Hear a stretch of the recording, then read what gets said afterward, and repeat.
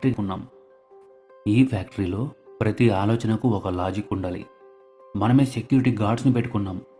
వీళ్ళు ఏం చేస్తారంటే ఏదైనా కొత్త పిచ్చి వింత ఐడియా పుట్టగానే ఇది పనికొస్తుందా, దీనివల్ల లాభం ఏంటి అని స్టాంప్ గుద్ది అక్కడే చంపేస్తారు. అసలైన ఐడియా ఒక్క ఆలోచన కాదు, అది సంబంధం లేని 100 ఆలోచనల మధ్య పుట్టే ఒక కనెక్షన్. ఐడియా అంటే కొత్తగా సృష్టించడం కాదు, ఉన్న వాటిని కలపడం అంతే. దీనికి ఒక సూపర్ ఎగ్జాంపుల్ చెప్తా విను. ఒక 600 ఏళ్ల ముందు ఒక పుస్తకాన్ని కాపీ చేయాలంటే దాన్ని మళ్ళీ చేత్తో రాయాలి. ఒక్క పుస్తకాన్ని కాపీ చేయడానికి 6 నెలల నుంచి సంవత్సరం పట్టేది. అందుకే అప్పట్లో పుస్తకాలంటే బంగారం లెక్క. పెద్ద పెద్ద రాజులు, డబ్బున్న వాళ్ళ దగ్గర మాత్రమే ఉండేవి. జ్ఞానం అంతా లాక్ చేయబడి ఉండేది. అప్పుడే జర్మనీలో గూటెన్బర్గ్ అనే ఒక అతనికి ఒక మంచి ఐడియా వచ్చింది. అతను వైన్ తయారు చేసే ఒక మెషిన్ చూశాడు. ద్రాక్షను గట్టిగా ప్రెస్ చేస్తారు కదా, అలా అతను చిన్న చిన్న లెటర్స్ని తయారు చేసి వాటికి ఇంక్ పూసి పేపర్పై గట్టిగా ప్రెస్ చేస్తే ఏమవుతుంది? అంతే, సింపుల్ ఐడియా. చేత్తో రాసే బదులు ఇలా అచ్చుగుద్దితే ఒకేసారి 100 కాపీలు రెడీ. ఆ ఒక్క ఐడియాతో పుస్తకాలు అందరికీ అందుబాటులోకి వచ్చాయి. జ్ఞానం లాకర్ నుంచి బయటకు వచ్చి ప్రతి ఒక్కరి చేతికి అందింది. ఇంక అంతే, ప్రపంచం మొత్తం మారిపోయింది. చూసావా, అతను ఒక చిన్న ఐడియాతో ప్రపంచంలో ఎంత పెద్ద మార్పు తెచ్చాడో. ఇక్కడ అతను ఏమీ కొత్తగా కనిపెట్టలేదు. ఆయన జస్ట్ కొన్ని డాట్స్ని కలిపాడు. వైన్ మేకింగ్ మిషన్ ఆల్రెడీ ఉంది. అందులో ఉన్న ప్రెస్సింగ్ లాజిక్ని తీసుకొచ్చి ఒక బుక్ ప్రింటింగ్కి ఎలా వాడుకోవచ్చో అప్లై చేశాడు. సో నువ్వు కూడా ఒక రీసెర్చర్ లాగా, ఒక సైంటిస్ట్ లాగా కొత్తగా ఏమీ ఎక్స్పెరిమెంట్ చేయక్కర్లేదు. నీ చుట్టూ ఉన్న సమస్యల్ని గమనించు. నీకు చికాకు తెప్పించే ప్రతి సమస్య ఒక కొత్త ఐడియాకి గేట్ తెరిచినట్టే. దీనికి కూడా ఒక రియల్ లైఫ్ ఎగ్జాంపుల్ చూద్దాం. మనం ఇప్పుడు సూపర్ మార్కెట్కి వెళ్ళి బిల్లింగ్ కౌంటర్ దగ్గర మన సామాన్లను పెడితే వాళ్ళు బీప్ బీప్ అని స్కాన్ చేసి కొన్ని సెకండ్స్లో బిల్ ఇచ్చేస్తున్నారు. కానీ ఒక 50-60 ఏళ్ళ వెనక్కి వెళ్ళు, అప్పుడు ఈ బీప్ బీప్ సౌండ్ లేదు. ప్రతి వస్తువు మీద ఉన్న ధరను చూసి చేత్తో బిల్ రాయాలి. స్టాక్ ఎంతుందో లెక్క పెట్టాలి అంటే రాత్రంతా కూర్చుని ఒక్కొక్కటిగా లెక్క పెట్టాలి. అసలు ఎంత పెద్ద హెడేక్ కదా అది. ఈ ప్రాబ్లమ్ని ఎలా సాల్వ్ చేయాలని చాలామంది ఆలోచిస్తుంటే నార్మన్ వుడ్లాండ్ అనే ఒక అతనికి బీచ్లో కూర్చున్నప్పుడు ఒక సింపుల్ ఐడియా వచ్చింది. అతను ఇసుకలో వేళ్లతో కొన్ని గీతలు గీస్తున్నాడు. అప్పుడే అతనికి టెలిగ్రాఫ్లో వాడే మోర్స్ కోడ్ లాజిక్ గుర్తొచ్చింది. ఈ లాజిక్ని అప్పట్లో మనం గూఢాచారులు వాడేవాళ్ళు. Dot and dash. చాలా సెన్సిటివ్ మెసేజెస్ అని వాటిలోనే పంపించేవాళ్ళు. మరి ఈ వుడ్లాండ్ అనే వ్యక్తి కూడా అలాగే ఆలోచించాడు. నేను కూడా ఈ సన్న గీతలు, లావు గీతలను ఉపయోగించి వస్తువుల సమాచారాన్ని దాచొచ్చు కదా అని అనుకున్నాడు. అంతే, ఇసుకలో సరదాగా గీసిన గీతల నుండి పుట్టిందే బార్కోడ్. ఈ ఐడియా సూపర్గా వర్కౌట్ అయింది. కానీ దాంతో ఒక చిన్న ప్రాబ్లం ఉంది. ఈ బార్కోడ్ చాలా తక్కువ ఇన్ఫర్మేషన్ని మాత్రమే క్యారీ చేయగలదు. జస్ట్ ఒక నెంబర్ అంతే. జపాన్లో టొయోటా కార్ల కంపెనీ ఉంది కదా, వాళ్ళ ఫ్యాక్టరీలో వేల కొద్ది కార్ల భాగాలను ట్రాక్ చేయడానికి ఈ చిన్న బార్కోడ్ సరిపోలేదు. వాళ్ళకి ఇంకా బెటర్గా ఎక్కువ సమాచారాన్ని స్టోర్ చేసేది ఏదైనా కావాలి. అప్పుడు అక్కడ పనిచేసే ఒక అంకుల్కి ఒక సింపుల్ ఆలోచన వచ్చింది. ఈ గీతలను కేవలం అడ్డంగా కాకుండా చదరంగం బోర్డు, ఒక చెస్ బోర్డ్ లాగా అడ్డంగా నిలువుగా పెడితే ఈ చిన్న బాక్స్లో ఎక్కువ ఇన్ఫర్మేషన్ పెట్టుకోవచ్చు కదా అని అనుకున్నాడు. ఆ చిన్న ఆలోచన నుంచి పుట్టిందే మనం ఈరోజు వాడే క్యూఆర్ కోడ్. మీకు అతని పేరు తెలిస్తే కమెంట్స్లో రాయండి. ఇంకో ట్విస్ట్ ఏంటంటే మొదట్లో ఇది కేవలం ఫ్యాక్టరీలో కార్ల భాగాల కోసం మాత్రమే వాడారు. కానీ ఒక 15 ఏళ్ల తర్వాత స్మార్ట్ ఫోన్లు వచ్చాక దాని అసలు పవర్ ప్రపంచానికి తెలిసింది. ఇప్పుడు చూడు, మనం యూపీఐ పేమెంట్ చేయాలన్నా, వైఫైకి కనెక్ట్ అవ్వాలన్నా, ఒక రెస్టారెంట్ మెనూ చూడాలన్నా ప్రతి దానికి అదే. ఒక ఫ్యాక్టరీలో ఒక చిన్న సమస్యను సాల్వ్ చేయడానికి పుట్టిన ఐడియా ఇప్పుడు ప్రపంచం అంతటిని నడిపిస్తోంది. చూసావా ఐడియాలు ఎలా పనిచేస్తాయో? అందుకే నీకెప్పుడైనా ఒక ఐడియా వస్తే దాన్ని వెంటనే పట్టుకోవాలి. ఇక్కడ 10 సెకండ్స్ రూల్ ఉంది.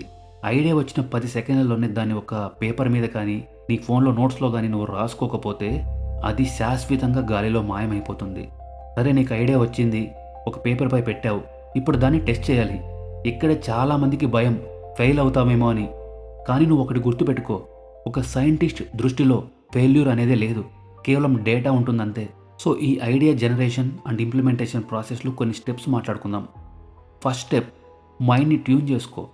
మనం చేసే ఫస్ట్ తప్పు ఏంటంటే ఐడియా కోసం ఎక్కడో ఆకాశంలో వెతుకుతాం, కానీ ఐడియాలు మన చుట్టూనే ఉంటాయి.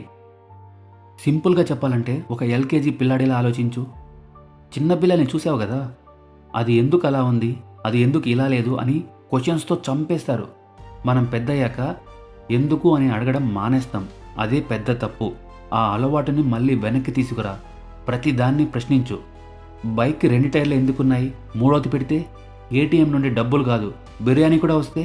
పిచ్చి ప్రశ్నలే కావచ్చు, కానీ ఆ పిచ్చి ప్రశ్నల నుంచి నీకు సూపర్ ఐడియాలు పుడతాయి. మీరు ఇక్కడ దాకా ఈ వీడియో చూసారంటే ఈ ఛానల్లో వచ్చే చాలా కంటెంట్ మీకు నచ్చుతుంది. దయచేసి సబ్స్క్రైబ్ చేసుకోండి. ఇంకో పాయింట్ ఏంటంటే, కంప్లైంట్ చేయడం ఆపి గమనించడం మొదలుపెట్టు. మన లైఫ్లో సగం కంప్లైంట్స్గా సరిపోతుంది. ట్రాఫిక్ భరించలేకపోతున్నాం రా, ఈ క్యూ ఇంత పెద్దగా ఉంది. ఇలా నెక్స్ట్ టైం అలా కంప్లైంట్ చేసే బదులు ఈ ప్రాబ్లమ్ని సాల్వ్ చేయడానికి ఏదైనా సింపుల్ ఐడియా ఉందా అని ఆలోచించు. నీకు చికాకు తెప్పించే ప్రతి సమస్య ఒక కొత్త ఐడియాకి గేట్ తెరిచినట్టే. Connect the dots. బిర్యానీ అంటే ఏంటి? రైస్, చికెన్, మసాలా వేరువేరుగా ఉన్న వాటిని కలిపి దమ్ పెడితే వచ్చే ఒక అద్భుతం. మన సింపుల్ ఐడియాస్ కూడా అలాంటివే. నీకు తెలిసిన 2-3 వేరువేరు విషయాలను కలిపితే ఒక కొత్త ఐడియా పుడుతుంది, అంతే. సెకండ్ స్టెప్ ఏంటి? ఐడియాను ఎలా పట్టుకోవాలి. సరే, మైండ్ని ట్యూన్ చేసావు, ఇప్పుడు ఆ స్పార్క్ని ఎలా పట్టుకోవాలి? ఫస్ట్ నీ లైఫ్లో ఉన్న అతి పెద్ద తలనొప్పి ఏంటో చూడు. నిన్ను ఏది ఎక్కువగా ఇబ్బంది పెడుతోంది, దానికే సొల్యూషన్ వెతుకు. ఎందుకంటే నీలాంటి ప్రాబ్లంతో లక్షల మంది ఉంటారు. నువ్వు నీ కోసం కనుక్కున్న సొల్యూషన్ వాళ్ళందరికీ యూజ్ అవుతుంది. డ్రాప్ బాక్స్ ఐడియా అలా వచ్చిందే. ఒక స్టూడెంట్ తన పెన్ డ్రైవ్ మర్చిపోయి ఇబ్బంది పడ్డాడు. ఆ ప్రాబ్లం నుండి పుట్టిందే ఒక $1 బిలియన్ కంపెనీ. ఇంకా థర్డ్ స్టెప్, మనకు వచ్చిన ఐడియాని సెట్ చేయడం. మనకు వచ్చే ఫస్ట్ ఐడియా ఎప్పుడు కొంచెం డల్గా అటు ఇటుగా ఉంటుంది. దాన్ని వదిలేయకు. దాన్ని కొంచెం సెట్ చేయాలి, దాన్ని కొంచెం మేకప్ వేయాలి. నీ ఐడియాని ఒక బొమ్మలా ఊహించుకో. దీన్ని ఇంకా సింపుల్గా చేయొచ్చా, దీనికి వేరే ఐడియాలను కలపొచ్చా, దీన్ని రివర్స్లో ఆలోచిస్తే ఎలా అవుతుంది, ఇలా దాంతో ఆడుకో. దాన్ని ఇంప్రూవ్ చేయి. ఫ్రెండ్స్కి చెప్పు, తిట్టించుకో. నీ ఐడియాని నీలోనే దాచుకోకు. వాళ్ళు ఇది దొబ్బేసిందిరా, ఇది వర్కౌట్ అవ్వదురా అన్నా పర్వాలేదు. వాళ్ళు చెప్పే ప్రతి మాట నీ ఐడియాలోని లోపాలను సరి చేసుకోవడానికి ఉపయోగపడుతుంది. క్లియర్గా చెప్తున్నా, ఫ్రెండ్స్తో షేర్ చేసుకోండి. ఫ్రెండ్స్లా నటించే వాళ్ళతో కాదు, వాళ్ళు మీ ఐడియాని చంపేస్తారు. ఇక fourth step, testing. Idea work out అవుతుందా లేదా టెస్ట్ చేయడం. నీ ఐడియా నీకు నచ్చింది, కానీ జనాలకు నచ్చుతుందా, దానికి వాళ్ళు డబ్బులు ఇస్తారా అంటే సినిమా తీయకు, ట్రైలర్ రిలీజ్ చేయి. నీ ఐడియాని మొత్తం రెడీ చేసేసి లక్షలు ఖర్చు పెట్టుకోకు. దాన్ని సింపుల్గా, చాలా సింపుల్గా, చిన్నగా చేసి జనాల మీదకి వదులు. దాన్ని MVP అంటారు, మినిమం వయబుల్ ప్రోడక్ట్. అంటే నీ ఐడియా యొక్క బేసిక్ వర్షన్. జనాలు దాన్ని ఎలా వాడుతున్నారో చూసి ఫీడ్బ్యాక్ తీసుకో. ఆ తర్వాత పెద్దగా ప్లాన్ చేయి. సరైన క్వశ్చన్స్ అడుగు. జనాల దగ్గరికి వెళ్ళి నా ఐడియా నచ్చిందా అని అడక్కు. ఎవరైనా బాగుంది అనే చెప్తారు. బదులుగా దీనికోసం నువ్వు డబ్బులు ఇస్తావా అని సూటిగా అడుగు. అప్పుడు వస్తుంది రియల్ ఆన్సర్. ఇక last step, success or retry. Fail అయితే ఫీల్ అవ్వకు. మొదటి ప్రయత్నంలోనే ఐడియా వర్కౌట్ అవ్వకపోతే నువ్వు ఫెయిల్ అయినట్టు కాదు. ఓకే, ఈ దారి కరెక్ట్ కాదు అని తెలుసుకున్నావు, అంతే.